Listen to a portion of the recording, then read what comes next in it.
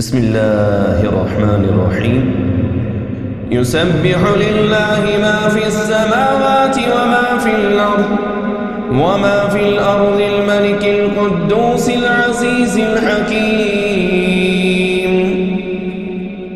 هو الذي بعث في الأميين رسولا منهم يتلو عليهم آياته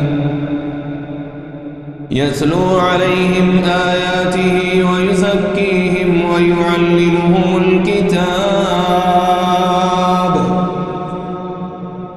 ويعلمهم الكتاب والحكمة وإن كانوا من قبل لفي ضلال مبين. وآخرين منهم لما يلحقوا بهم وهو العزيز الحكيم. ذلك فضل الله يؤتيه من يشاء والله ذو الفضل العظيم. مثل الذين حملوا التوراة ثم لم يحملوها كمثل الحمار يحمل أسفارا بئس مثل القوم الذين كذبوا بآيات الله والله لا يهدي القوم الظالمين. قل يا أيها الذين هادوا إن زعمتم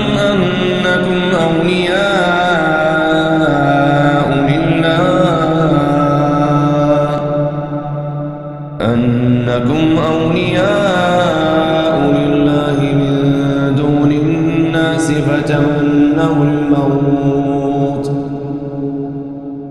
فتمنوا الموت إن كنتم صادقين ولا يتمنونه أبدا بما قدمت أيديهم والله عليم بالظالمين. قل إن الموت الذي تفرون منه فإنه ملاقيكم ثم تردون إلى عالم الغيب والشهادة فينبئكم بما كنتم تعملون. يا أيها الذين آمنوا إذا نودي للصلاة